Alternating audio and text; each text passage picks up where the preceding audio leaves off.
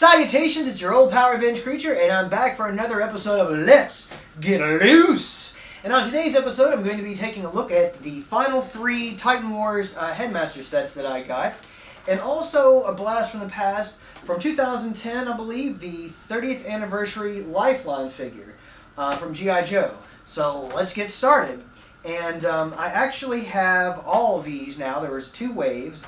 Actually, the Flea Dog found the second wave at retail, and then she found the first one I got, and then I found these, which is the rest of wave 1. That's what it was, or wave 2. I don't know. Anyway, since all these cards are the same, I'm just gonna tear these like this. I'm a little more respectful, but since this is a show called Let's Get Loose, that's what we're gonna do. We're just gonna get loose, get these packages loose, and I'm about to lose my mind because I can't get this thing open. My God, who did this? Why is this happening? Okay, here we go. I'm making some headway here. Obviously, they made this figure particularly difficult to get into, just as a laugh. Okay, here we go. All right, calm down. Calm down. Everything's fine, folks.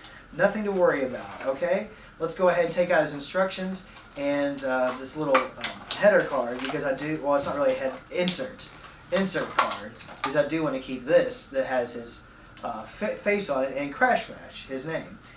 Crash Bash, I've already actually kind of messed with this figure because he is a straight up reuse of the mold for one of the Autobots that I've already got.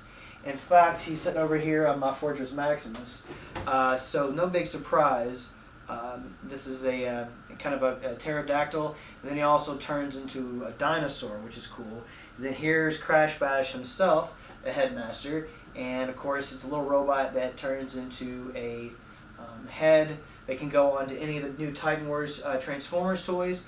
You just pop their heads off. I'll just grab Skull Cruncher here and show you what I mean. Head comes off, and here goes Crash Bash, and he just pops right on there, and now that's a new guy, a new character, or Crash Bash has taken over this body, however your play scenario goes. So those are really cool, and I'm so glad that they decided to pull this gimmick out of the past. I never had any Headmasters, but back in '87 I think is when they came out, but really dig the concept, and fell in love with them when I watched the Shout Factory release the Headmasters animated series that was a Japanese-only series. And it wasn't any worse than any of the American series, if you ask me. Really dug it. There's some crazy stuff in that. Soundwave and Blaster fight to the death, and then they're both reborn as new characters, or they at least have new names. And there's a cool part, like after Soundwave dies, that his cassettes, like Ravage and Rumble, and them are sitting around basically the Decepticon snack bar or break room, and they're all moping about it, which is, I mean, that's really cool. Then they blow up Cybertron, spoiler alert, like they blow the planet up. It's crazy stuff. Anywho, let's go ahead and set him next. We're going to get into Terry Bull, and Terry Bull is an Autobot, even though his name is Terry Bull. Nope, I'm sorry, he's a Decepticon. What a jerk I am sometimes. Research Man, it's 2 centimeters away from your face. Research, do you know what a faction symbol is? Gosh, read a dang comic book. Alright, so here's his inserts, and I believe that Terry Bull, all these names are references to either previous Headmasters figures or other characters that they just haven't come out with yet. Alright, so he comes with this small tank, like a little vehicle, that also turns into a weapon, but it also turns into a jet-like ship, whoops, whose wings have a pop-off feature that, whoops, let's see. Oh, yeah, there we go. Genius! Look at this. I'm putting him back together just like a Dr. Frankenstein. Frankenstein! Stein. Anywho, so here's Terry Bull, and these figures are articulated at the shoulders, and the little heads turn around, and the legs are jointed at the knees, but they don't separate to do a walking motion. Anywho, so then this little feller, you just put him down right here in his little blue jet thing, and he can just fly right all over the place somehow. I forget how he goes in there. Maybe like this. I don't know. Maybe it's just a sled, and he's like, whee! Anyway. And last but not least, okay, so the Autobot, the other one I had was the Autobot. So I got the 2 Decepticons and the other Autobot out of that wave. Okay, I got you. I got it now. Things are becoming clear. You're coming across. Alright, so we're going to open, finally, Nightbeat is the last of these guys we're going to open. And just go ahead and pop that out there. One more, once this little figure comes out. There's that. And there is his insert card, Nightbeat. And I know Nightbeat was what they called a junior headmaster, and I think maybe it was released in America, but I don't think they called them junior headmasters. Maybe they did. Like I said, I did not follow the toys at that time. I know, anyway, that's what I think they called them in Japan, because there were these 3 kids, and they had their own little headmasters. There was like and they were rescue kind of vehicles, I think. Okay, so this last one, again, his name is Nightbeat. Yeah, like I forgot already. Nightbeat's vehicle is a borer, like a drill into the ground, or drill a hole through the wall so Autobots can storm the Decepticon base or what have you. And here is Nightbeat, the figure, and his drill converts into also a jet, it looks like. Okay, there's that, and this just, oh, it's just that easy? Let's see. Don't let's start. I've got a weak heart. I guess this is how it goes. Alright, so now now it's a jet. And when it's a jet all the way. Oh wait, without a pilot, it's not a jet. Jet!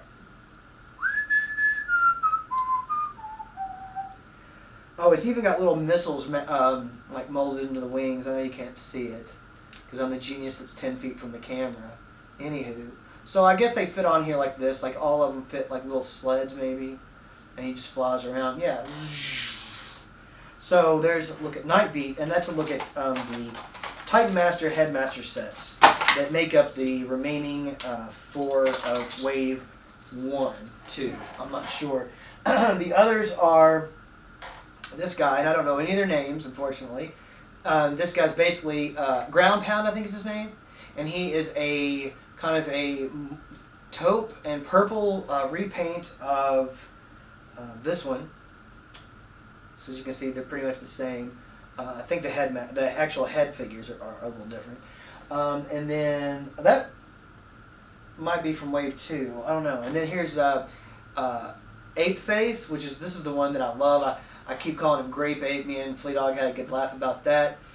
Basically, this he turns into a gorilla. I'll show you. The alt mode from the jet is basically, it's not that complicated. It's not a very complex transformation at all.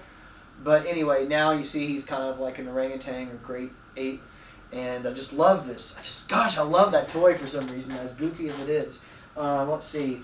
The other one is Brawn. And Brawn is based off of this G1 character. And so far I don't have a classics or any kind of updated version of him that I like. They haven't made anybody that looks enough like him. So I've just got this Generation 1 version. Actually, that's a keychain remake of the original 1984 Takara mold. Anyway, so the Headmaster version of Brawn is this little Jeep, but it has treads instead of wheels. And then when he becomes the Headmaster, actually turns into basically Brawn's head. Based on his comic and cartoon appearances, obviously. And then this Jeep, basically, the front folds out and the back folds out, and then this drops down, and I think that just flattens out, and then it's just like this long rifle that can fit into the hands of the that scale figures. There's plenty around. I guess I'll just grab him again for example, and then it just whoops. Well, the handle raises up and down, and doesn't want to. Just keeps wanting to pop back up. Okay, so let's put this gun in his hand. I'm really into the whole Dogma style, so you'll have to excuse the lack of editing and whatnot here. Anyway, so see now he's holding this gun that has an Autobot symbol on it, right there. Anywho, so that's how that works, okay? And then we'll go ahead and set this guy back up here. And whoa, come on now, buddy. All right, and then I know there's a couple more. Okay, this is also a unique mold. I've got him on Fortress Maximus right now in his cannon, I guess cannon emplacement mode. But you know, I think I've already done a video on this guy. Anyway, the little car, and then here he is. And then the last one is the, like I said, the Autobot version of this one right here. And anyway, so there are those. Love these guys. They're super cool. All right, let's move on to our final item in this episode of Let's Get Loose. Is that right? Does that look right? Am I doing it right? Anyway. Okay, we're going to open this G.I. Joe 30th Anniversary Lifeline. Edwin Lifeline Steen on the card. And if you can see this, I don't know if you can, the art, the drawing of this guy looks dead up like my friend Kevin. It's crazy. Anyway, so let's go ahead and pop this guy open.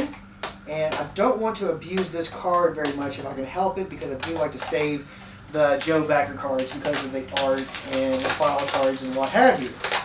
Okay, so there, see, it remained pretty unscathed. Okay, this is actually, they say it's from the Renegade sub-series, but there was like Lifeline, Sci-Fi, Airtight, Techno Viper, and those were all based on their G.I. Joe Real American Hero appearances. And then there was Law and Order, the Zombie Viper, Cobra Commander, Cobra Trooper, and Storm Shadow, all based on the Renegades version. And it's a lot hotter in here using all these extra lights, and I still don't have all the lights I need. I'm just hoping this looks alright, folks. I didn't comment that this is on my new setup for now, so we'll see how well this works. Taking him out of this bubble, and taking a look at his, that's his little card there.